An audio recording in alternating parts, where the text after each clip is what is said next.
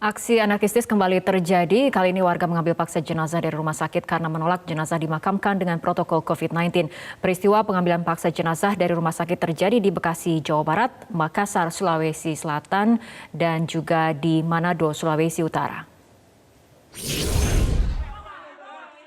Keluarga almarhum Rosidi menggeruduk Rumah Sakit Mekarsari Bekasi Timur, Kota Bekasi, Jawa Barat, Senin siang.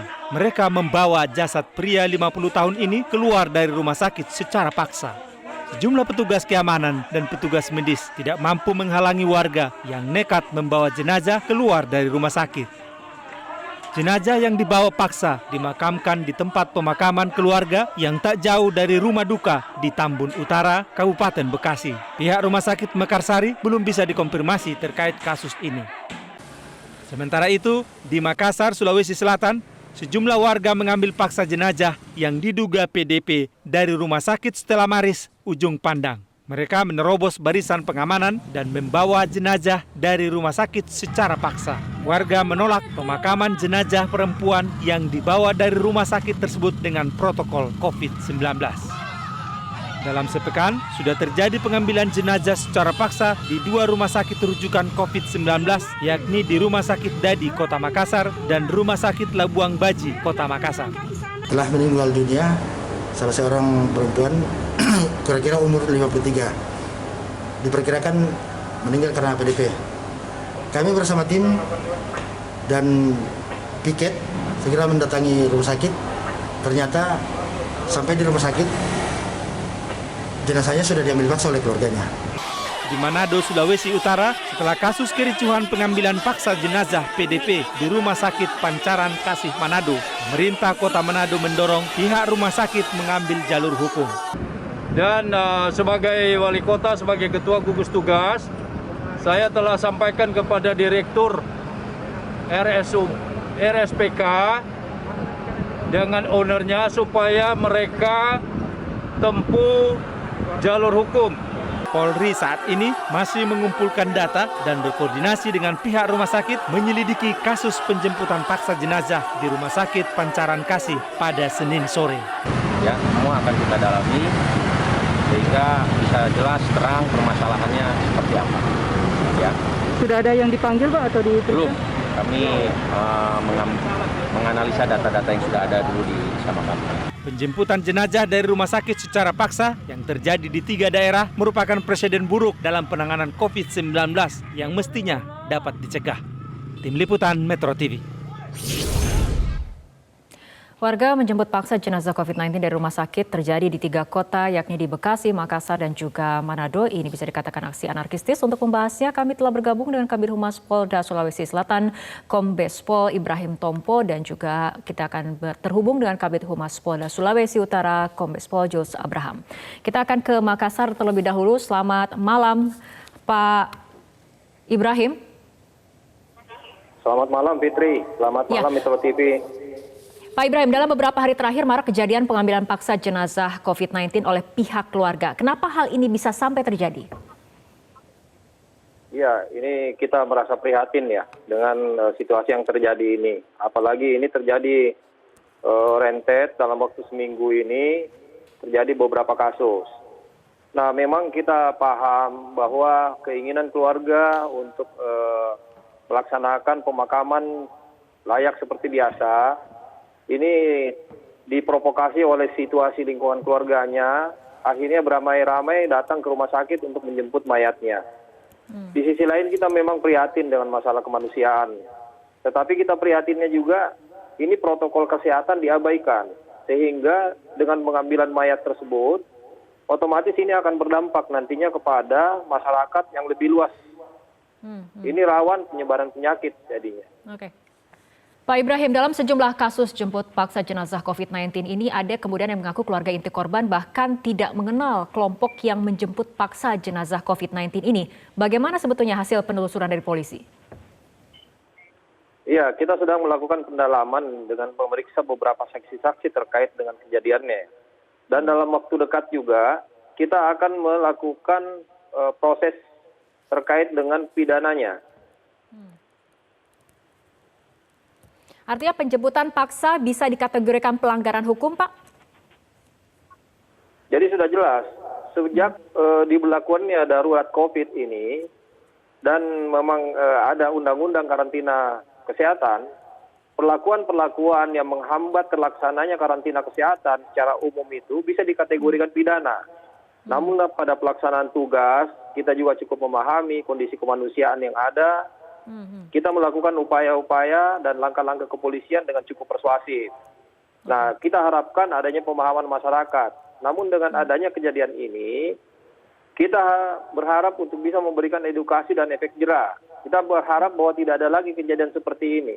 Karena apabila hal ini terjadi, akan berefek kepada masyarakat yang lebih luas. Untuk itu, kita berharap bahwa protokol-protokol kesehatan ini betul-betul dilaksanakan. Oke, peristiwa penjemputan paksa jenazah COVID-19 tidak hanya terjadi di Makassar, tapi juga di Manado, Pak Jos. Bagaimana upaya dari aparat sendiri? Apakah sampai saat ini sudah ada pihak yang dimintai keterangan?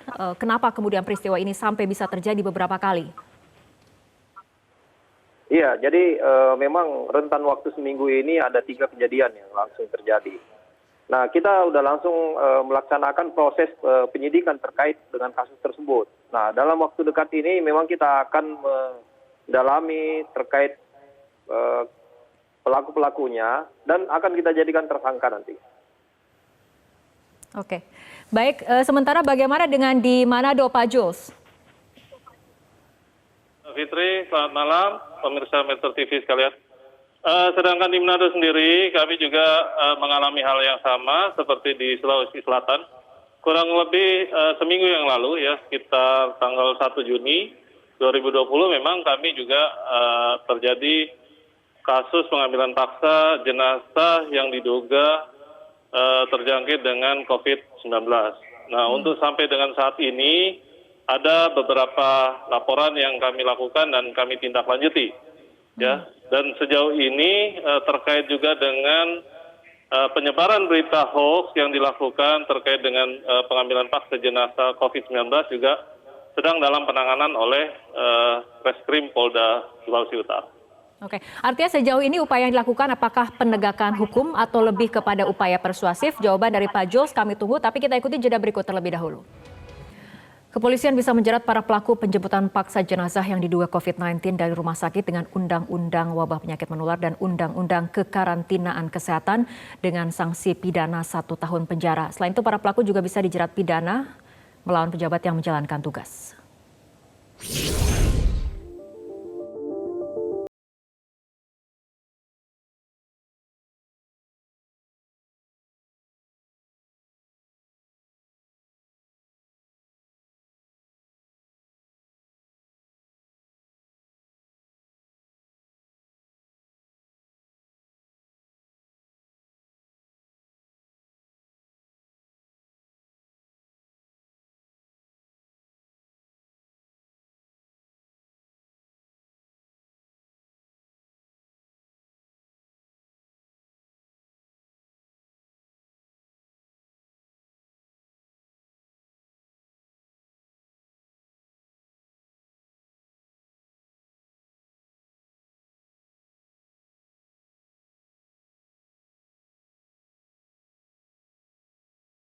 Lanjutkan perbincangan masih bersama Kombes Pol Ibrahim Tompo, Kabid Humas Polda Sulawesi Selatan, dan Kombes Pol Jos Abraham, Kabid Humas Polda Sulawesi Utara. Kita ke Pak Jos terlebih dahulu mengenai upaya yang dilakukan aparat. Apakah saat ini adalah dengan penegakan hukum atau dengan upaya yang lebih persuasif, Pak Jos? Baik, Mbak Fitri. Jadi dapat saya sampaikan terkait upaya-upaya yang kita lakukan, tentunya ada upaya penegakan hukum, ya, dan tentu kita juga tidak terlepas dari upaya-upaya untuk tetap melakukan upaya persuasif. Ya, kita dengan harapan tentunya ada kesadaran dari masyarakat akan berhati-hati terkait dengan jenazah yang diduga terkena COVID-19. Nah, dalam hal ini dapat kami tegaskan, ya, beberapa waktu yang lalu sudah juga kami lakukan penegakan hukum, ya, kita tahan 1 orang terkait dengan penyebaran berita hoax terhadap terkait kasus yang sama, yaitu pengambilan paksa jenazah COVID-19 ini, Mbak Fitri. Oke, ancaman dari pidana akibat kasus pengambilan jasad pasien COVID-19 ini seperti apa, Pak? Baik, jadi terkait dengan pengambilan paksa ini tentunya kita juga harus mulai dengan pemeriksaan kesehatan ya. Dari pihak-pihak yang terlibat dalam pengambilan jenazah tentunya harus kita lakukan rapid test dan di samping itu kita lakukan pemeriksaan swab tentunya.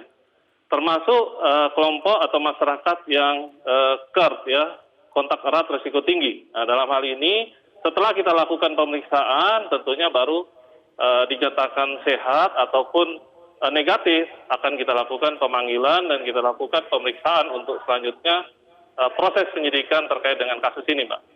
Oke, baik, kita kembali ke Makassar bersama Pak Ibrahim mengenai adanya kemudian aksi dari warga yang menolak untuk melakukan rapid test. Bagaimana upaya ataupun aparat menyikapi hal ini? Iya, kita juga sama-sama tahu bahwa memang banyak yang menjadikan ini sebagai isu-isu yang digulirkan sehingga memprovokasi masyarakat. Hal ini tentunya sudah jelas melanggar pidana dan kita akan menindaklanjutinya nanti dengan melakukan upaya-upaya hukum. Ancaman ataupun dasar hukumnya undang-undang apa saja yang kemudian dikenakan, Pak, dan apa ancamannya? Ya, terkait dengan masalah COVID yang memang tidak mendukung atau menghambat upaya-upaya untuk melaksanakan kekarantinaan kesehatan, ini otomatis kita melakukan Undang-Undang Kekarantinaan Kesehatan tahun 2018. Nah, di mana ancaman hukumannya itu bisa sampai 1 tahun dan 1 tahun 4 bulan. Tetapi ini akan dikenakan pasal-pasal berlapis nantinya. Oke, selain dari upaya penegakan hukum tadi juga dikatakan adalah upaya persuasif, bagaimana sebetulnya koordinasi dengan Pemda ataupun tokoh masyarakat setempat mengenai sosialisasi, edukasi terkait situasi pandemi COVID-19 ini, terutama ketika kemudian menangani jenazah yang diduga COVID-19, protokol COVID-19 yang diterapkan? Iya, jadi berbagai upaya kita sudah lakukan, baik dengan koordinasi lintas sektoral, oleh TNI, oleh tim gugus maupun Pemda. Giat sosialisasi maupun edukasi terhadap masyarakat kita lakukan baik dengan media sosial maupun secara langsung. Sudah kita lakukan. Dan berbagai langkah-langkah untuk mengantisipasi situasinya juga sudah dilakukan. Misalnya pelaksanaan rapid test secara massal, kemudian upaya-upaya persuasif juga dengan melakukan penindakan-penindakan di lapangan berupa pembubaran massa yang berkumpul. Dan juga pada saat pelaksanaan PSBB, kita melakukan pengawasan pada daerah-daerah perbatasan di seluruh Sulawesi Selatan ini yang juga dilakukan oleh seluruh aparat gabungan tentunya. Nah, kemudian terkait dengan rumah sakit, kita juga sudah melakukan koordinasi lintas sektoral, baik oleh pihak rumah sakit maupun dengan tim gugus, di mana kita bangun koordinasi dengan mekanisme apabila memang ada pasien yang akan kita kebumikan atau disikapi secara protokol COVID, ini kita bangun mekanisme berupa dukungan. Jadi kita mempersiapkan personil, bantuan, berupa pengawalan untuk mengawal sampai kepada tempat pemulasaran. Nah, ini juga tetap kita lakukan lagi dukungan, mengingat bahwa personil untuk melakukan pemulasaran itu kurang. Kita menyiapkan personil dari Polri dan juga TNI. Nah, jadi pemulasaran tersebut juga banyak dilaksanakan oleh aparat keamanan. Nah, kemudian apabila ada permasalahan di rumah sakit, mekanisme yang dilakukan oleh rumah sakit, dia tinggal mengontak saja kepada posko tim gugus dan personilnya akan meluncur. Namun karena kemarin pada saat kejadian itu, memang pada saat meninggalnya cepat dan masyarakat yang datang ke rumah sakit juga cepat. Sehingga personil yang akan meluncur ke rumah sakit kemarin memang membutuhkan waktu. Nah, personil yang mengatasi pada saat kejadian memang karena terbatas dan jumlah massa yang demikian banyak sehingga aparat kewalahan untuk mengatasinya.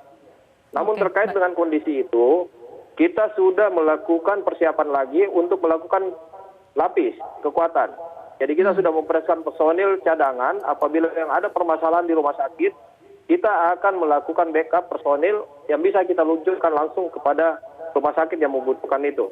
Sehingga dengan demikian kita harapkan tidak akan ada lagi massa yang akan berbuat seperti yang sebelumnya. Oke, itu kondisi di Makassar. Di Manado, Pak Jules, bagaimana upaya yang dilakukan oleh pihak aparat agar kemudian tidak ada lagi peristiwa pemaksaan pulang ataupun menjemput paksa jenazah yang diduga COVID-19 ini? Baik Mbak Fitri, jadi dapat saya sampaikan terkait upaya-upaya kita tentunya hampir sama dengan upaya yang dilakukan di Sulawesi Selatan, di mana gugus tugas ya COVID-19 ini bekerja sama antara provinsi dan kabupaten. Dan tentunya dalam hal penambahan kekuatan, ya dalam hal pengamanan khususnya di rumah sakit sendiri, kita sudah menambah kekuatan yang ada di rumah sakit. Termasuk pengamanan di rumah singgah, ya rumah singgah daripada warga yang diduga menjadi pasien dalam pengawasan ataupun ODP, ya orang dalam pengawasan.